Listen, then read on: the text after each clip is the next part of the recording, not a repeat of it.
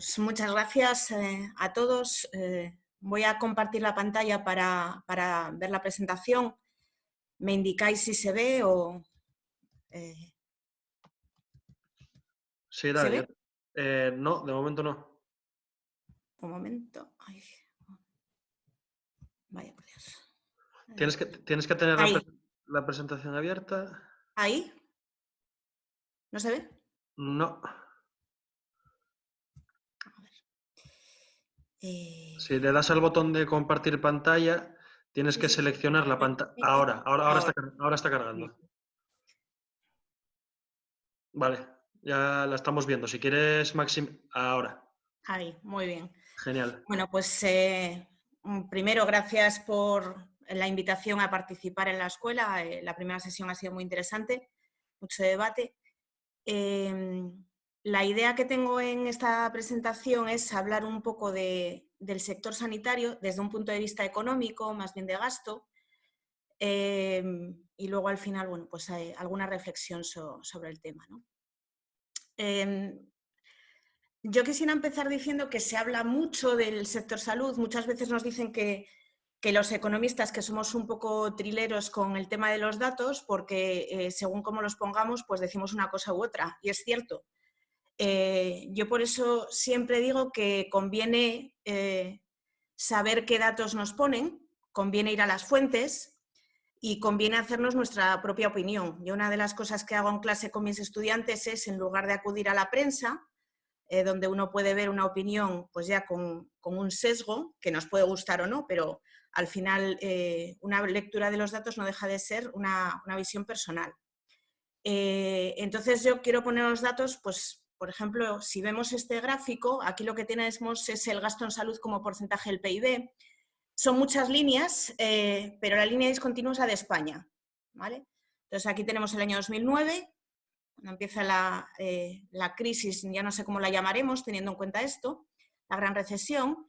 Entonces hay quien dice que efectivamente a partir del año 2009 se puede decir que el gasto en salud no ha disminuido como porcentaje del PIB. Y sería cierto.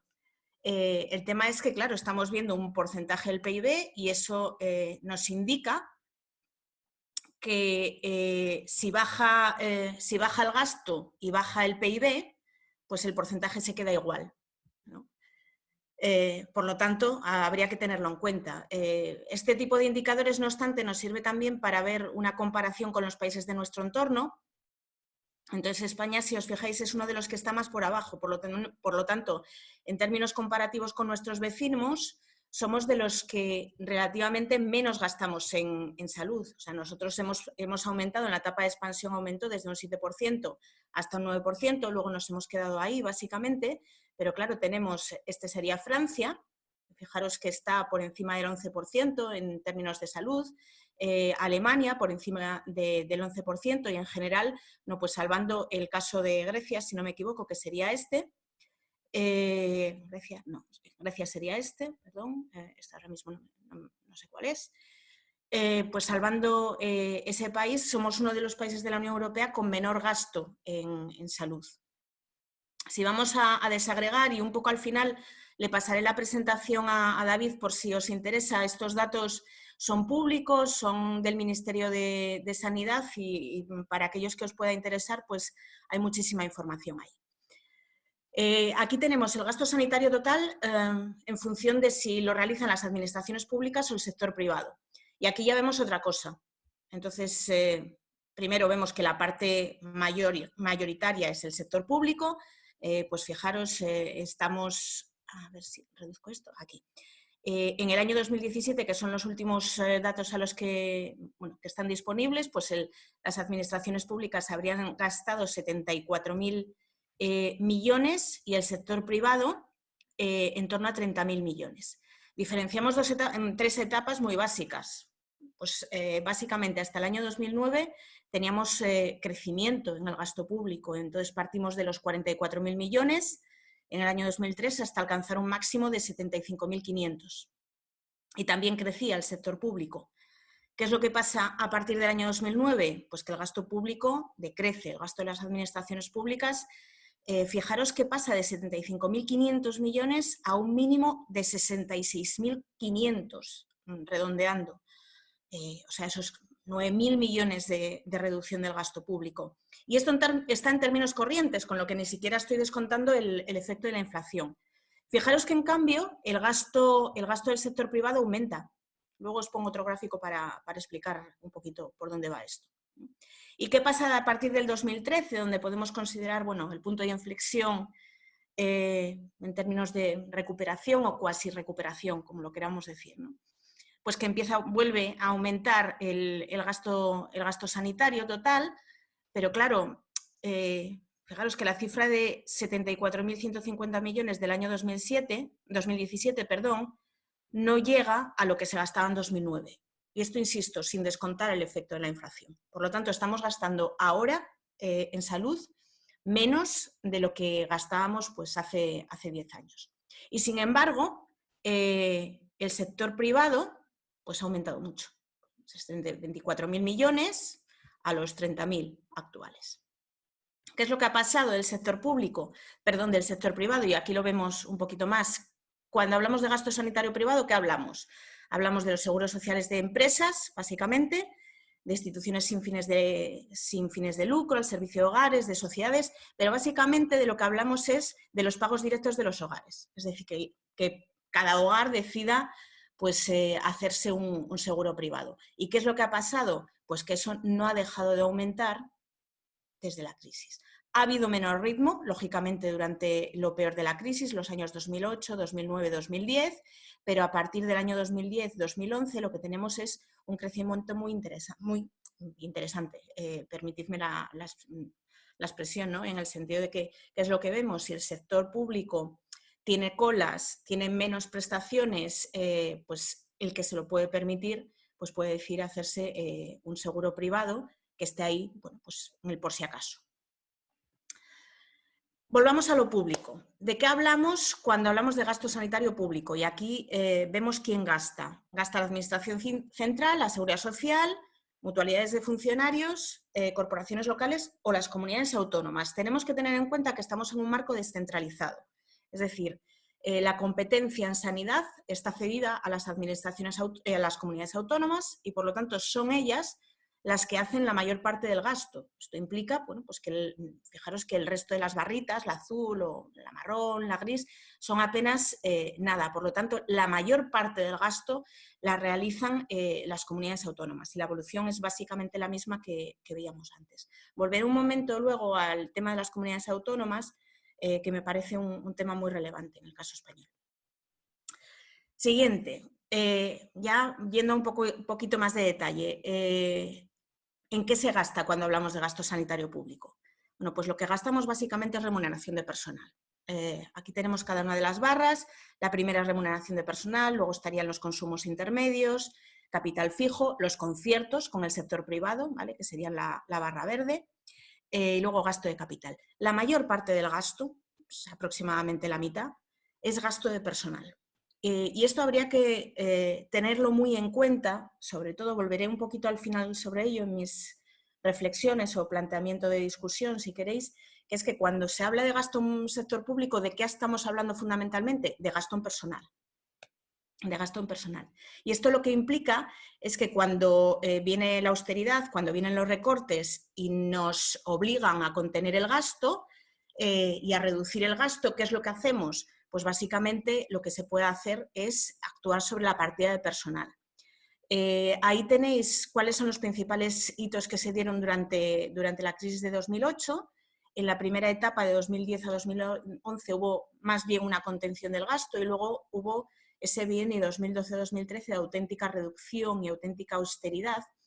A mí no me gusta particularmente la palabra austeridad porque creo que es un poco, pues yo cuando estudiaba economía no hablábamos de austeridad, hablábamos de políticas restrictivas. Entonces casi prefiero utilizar ese término, ¿no? Reducción del gasto, políticas restrictivas del gasto público, que lo que hacen es, por una parte, reducir los salarios y aumentar la jornada a los profesionales del sector.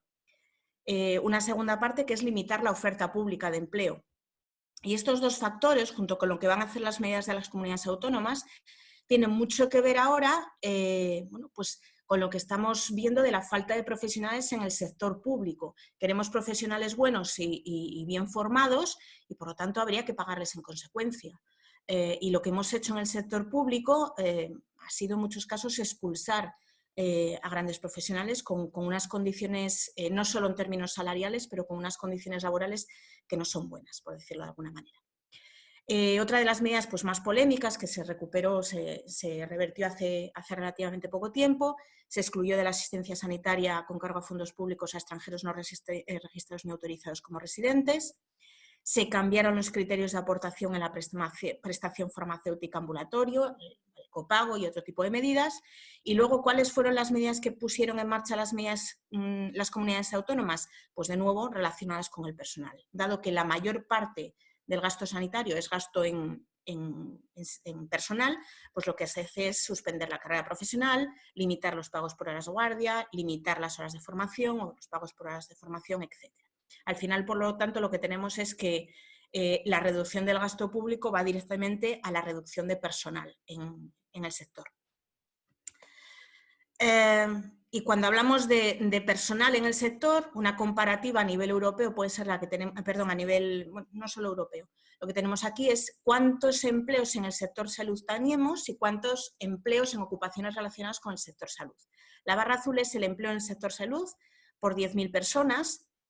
Por cada 10.000 personas, España está aquí, ¿no? Tenemos menos de 400 empleos en el sector por cada 10.000 personas, solo por encima de los datos de Grecia, de Polonia, de Italia, y luego fijaros que bueno, pues aquí están el resto de la Unión Europea, los países nórdicos, que son los que tienen un mayor número de profesionales, que sabemos, Estados Unidos está aquí, que nos puede sorprender, Alemania, Reino Unido, etc.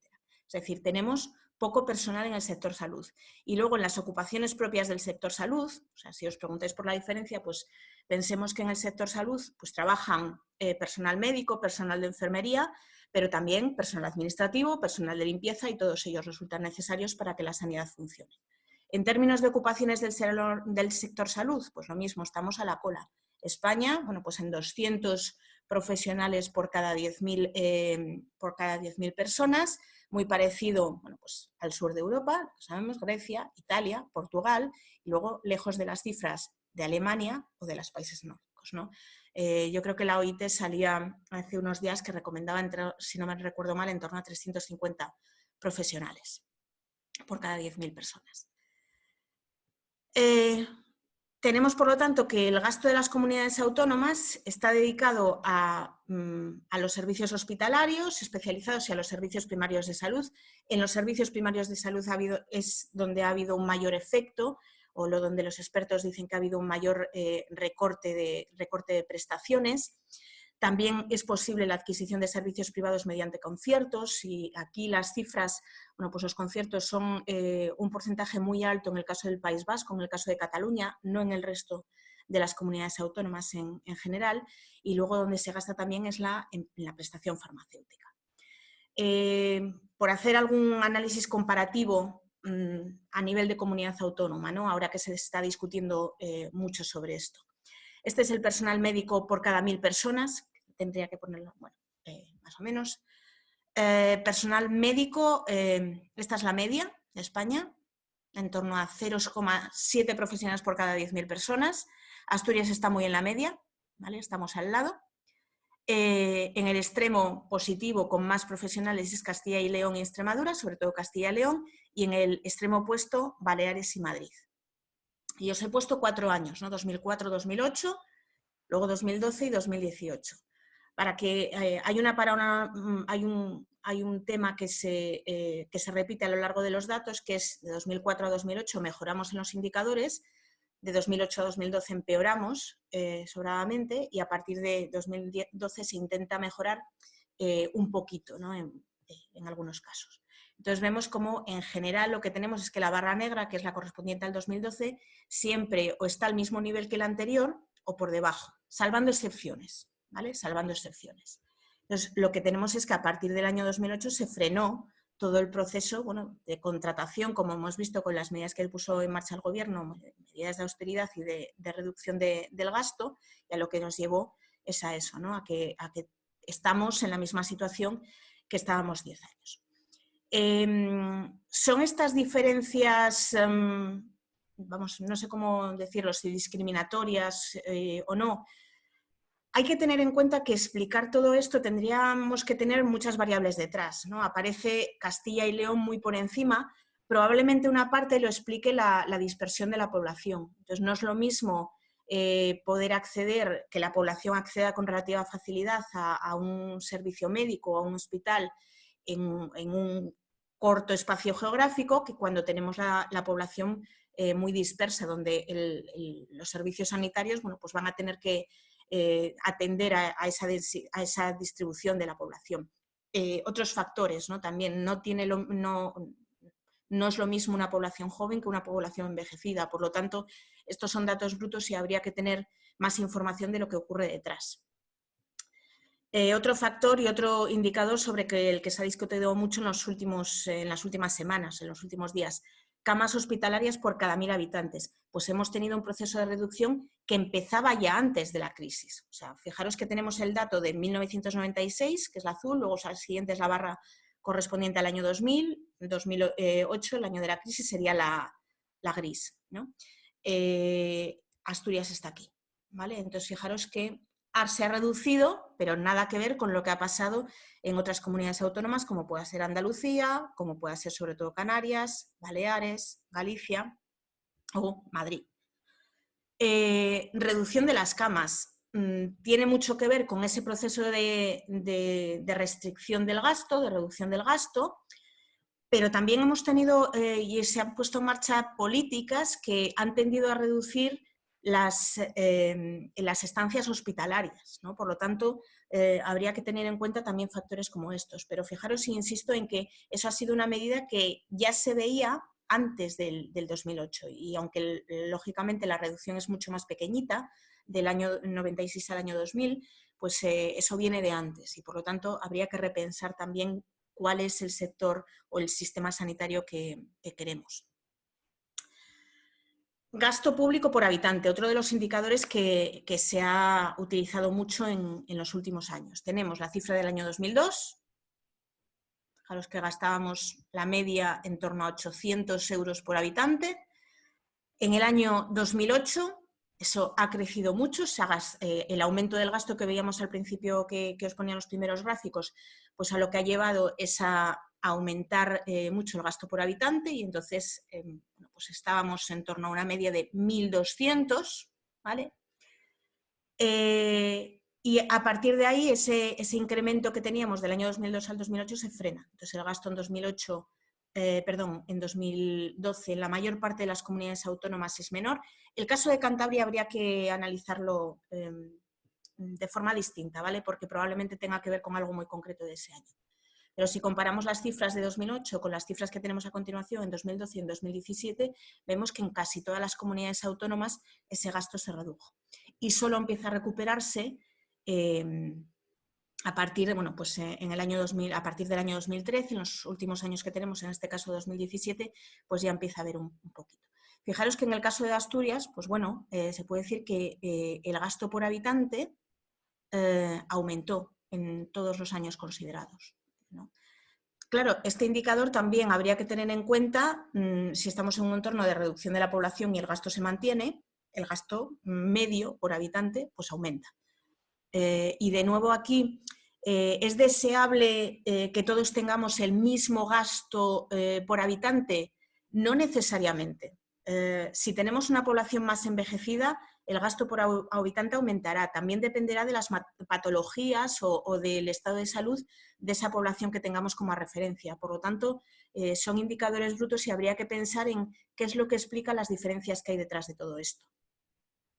Ya voy acabando, no sé si me estoy pasando mucho de tiempo o no. David, por favor, me dices si acaso. Algunas reflexiones para la discusión, fundamentalmente. Comparar el gasto sanitario es muy complejo, porque las necesidades dependen de las características de la población. Entonces, no es lo mismo una población envejecida, como os decía antes, que una población que no está envejecida, no es lo mismo una población donde haya la prevalencia de determinadas enfermedades o afecciones coronarias, o de otro tipo, bueno, pues necesitarán un mayor gasto. Un mayor gasto, además, no implica necesariamente una mayor eficiencia, ni al revés, ni un menor gasto significa ser más eficiente. Y sobre esto yo creo que hay mucha retórica y que se entiende mal. Creo que voy a reivindicar un poco el lenguaje económico. Ser eficiente es bueno. Ser eficiente lo que implica es que estamos utilizando los recursos que tenemos de la mejor manera posible. Lo que no podemos es utilizar el escudo de la eficiencia para recortar en gasto, diciendo que si lo hacemos más barato es mejor. La cuestión es si hacemos lo mismo con ese menor gasto y, por lo tanto, habría que dar mucha más explicación cuando se habla de eficiencia. Por lo tanto, que tiene que ver con lo que pongo detrás. No importa solo el cuánto, estamos muy focalizados en cuánto estamos gastando en sanidad, sino que también importa el cómo estamos gastando en sanidad. Una de las reivindicaciones que hemos tenido durante los últimos años es la mejora del sistema de atención primaria, que es un poco como la hermana pobre de la sanidad, y lo que muestran muchos estudios es que una buena atención sanitaria en servicios primarios, en el centro de salud, es básica para que después el servicio de urgencias, por ejemplo, no se colapse o atienda realmente solo las urgencias, o el servicio de hospitalización o de atención en hospitales funcione bien. Hay otra cuestión, además, que tenemos de partida en el caso español, que es muy importante a la hora de tenerlo en cuenta. Estamos en un marco descentralizado. Es decir, la competencia en sanidad corresponde a las comunidades autónomas. Esto deberíamos aprovecharlo para un aspecto comparativo que nos permita compartir las mejores prácticas. Es decir, tenemos 17 sistemas de salud, 17 comunidades autónomas, las cuales estarán probando en muchos casos tecnologías y dinámicas o modelos que son muy parecidos, pero otros que son distintos. Y aquí tenemos, por lo tanto, un margen para aprender de nuestros vecinos que es enorme. Y, sin embargo, creo que no solo pasa en sanidad, pasa en la mayor parte de los aspectos de política que tenemos descentralizado. Lo que se organiza es una competencia, en el peor sentido de la palabra, por ver quién es mejor o quién lo hace mejor o quién lo hace peor. Y, por lo tanto, aquí la gobernanza es clave. Lo que necesitamos es un marco coordinado de comparación, insisto, en el mejor sentido de la palabra, poder aprender de nuestros vecinos qué es lo que hacen bien, qué es lo que no hacemos bien y cómo podemos hacerlo mejor. Y, por lo tanto, aquí la gobernanza para la coordinación es clave. Lo que estamos viendo en los últimos días es que ni siquiera contamos las personas infectadas o las personas fallecidas por el coronavirus de la misma manera. Esto realmente para mí es un absurdo, ¿no? Y aquí yo voy a una reivindicación de datos y de evaluación. Me voy a mi campo, casi que es el de la evaluación de políticas. ¿Por qué datos y por qué evaluación? Porque nos permitirá tener muchísima información para tomar decisiones. Entonces, no se trata de que la evaluación tenga a partir de los datos y a partir de la información la toma de decisiones sea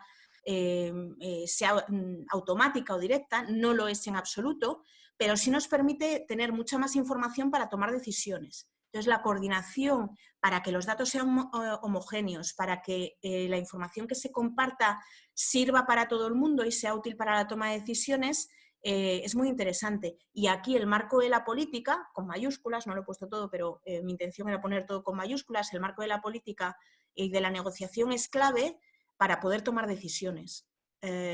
Utilizar la información que tenemos para tomar decisiones en un marco en el que veremos lo que pasa, ¿no? En ese marco descentralizado en el que la comparación puede ser un punto en valor, una fortaleza, a mí me parece muy relevante en el marco, en el contexto español. Y acabo ya diciendo algo que no he mencionado en toda la charla, pero aprovechando también que se mencionaba en la presentación previa. Claro, hemos puesto toda la perspectiva, o he puesto toda la perspectiva del gasto sin hablar de los ingresos. Y yo, una de las cosas que espero que aprendamos es a poner en perspectiva que los gastos provienen de los ingresos y a reivindicar el papel del sector público. Yo creo que es una oportunidad para reivindicar el papel del sector público en la gestión de las crisis, o esperemos que lo hagamos con ello. Acabo ya y os pasaré la presentación. Creo que David había pasado la información del informe SESPAS o de otros 2 artículos que os había pasado, pero todos los datos vienen de... Uy, no sé qué ha pasado.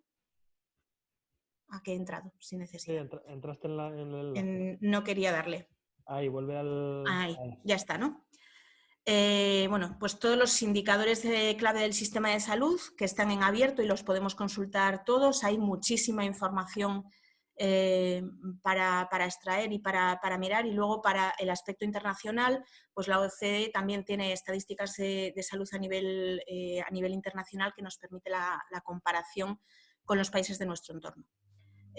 Nada más por mi parte. Espero no haberme pasado mucho, ¿no? No, genial. Vale. Nada, pues salgo un momento. Sí, ya está. Bueno, pues nada, gracias, Begoña. Abrimos el turno de preguntas o de debate. Si queréis añadir algo, preguntar algo, levantéis la mano y os vamos dando paso, ¿vale?